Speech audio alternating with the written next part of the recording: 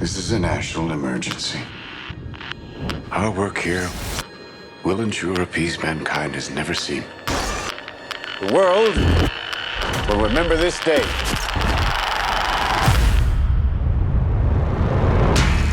This is arguably the most important story of our time. The stakes really couldn't be any higher. It's profound, but it's told in a very human way. Everything Chris Nolan has done has been a prelude to this. This is not a film, this is an experience. It is a heart-in-your-mouth thriller.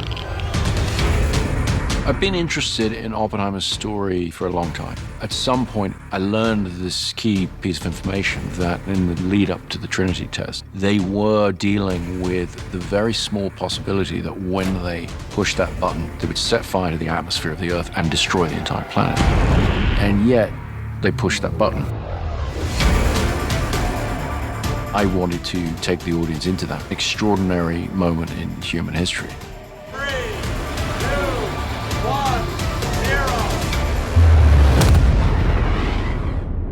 All America's industrial might and scientific innovation connected here. A secret laboratory. Cillian playing Oppenheimer was the centerpiece of the film, but I knew that he was going to need the most extraordinary ensemble around him. Let's go recruit some scientists. The people involved in the Manhattan Project were charismatic individuals. They're very talented. The world that Oppenheimer inhabits is filled with rock star scientists. And I think because we have all these fantastic actors, you really buy that. It felt like I was playing sports with some of the best athletes. Every single person has come to set knowing that they have been hired because somewhere along the line, Chris thought that you did a good job. And this goes for crew as well. Action! My preference is to always do things in camera as much as possible. It sets a big challenge for every department to actually bring the reality of a thing there for the actors. Every crew member on this film has to adjust their work for the IMAX screen. IMAX can contain 18K resolution per frame, which is by far more than any digital camera. It gets thrown up on a gigantic screen, and the moment you watch it, it's very evident. The quality is unprecedented. This is a story of America in the 20th century, so I think it can be painted on that big of a canvas, and what better way to do that but with IMAX cameras. Why would we go to the middle of nowhere for who knows how long? I always try to use real locations as much as possible. With location shooting or sets, the more things can just be real, the better they're going to feel to the audience. There's almost no studio work on this film. Everything is location. The sets were built in such a way that they felt incredibly authentic.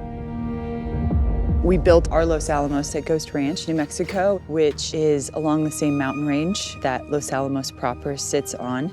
This was very important, and I based all of this on research. We built all of these buildings 360. We want it to feel like you are right there, you are in this is happening, this is real. This isn't a backlot. It's just the most transporting thing, you know, when you're there and it just looks exactly like Los Alamos 1940s must have looked, and you know that no detail has been overlooked. You know, we also shot in a huge amount of the real locations. We shot in Oppenheimer's house, in Los Alamos. We shot in Princeton. Walking through Princeton, it's really very funny because people, you know, they're walking around and they go, shooting those scenes, playing the characters who really had versions of these events happen there, you just get a real charge out of it, you know? This is a matter of life and death. But I can perform this miracle. When you do Chris's movies, things that when you read a script you normally would think would be visual effects, you know that you're going to be doing this stuff practically. They had to film the world of quantum physics. Their whole unit was one big science project. I was daily very jealous. it's kind of back to the old days.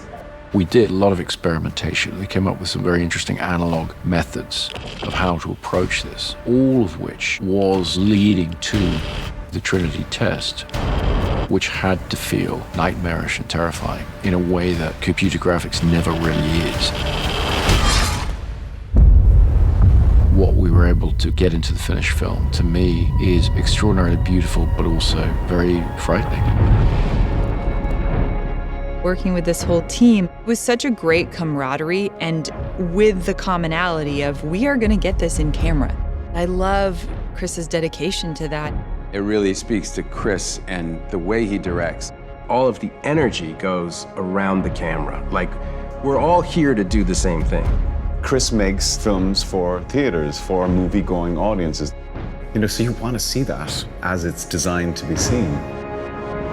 Watching this very different sort of film on that big screen, it sort of makes you gasp. You're right in their experience. This is, I think, a definitive moment in the history of modern filmmaking. Do yourself a favor and go see this on as big a screen as you can. With the sound design and the score and the emotionality of it, this is an unforgettable, unmissable experience in a theater. You are the man who gave them the power to destroy themselves. We made Oppenheimer on the largest scale possible because the idea is to come and experience this. His story is monumental and epic and extraordinary. It really has to be seen on the big screen to be believed.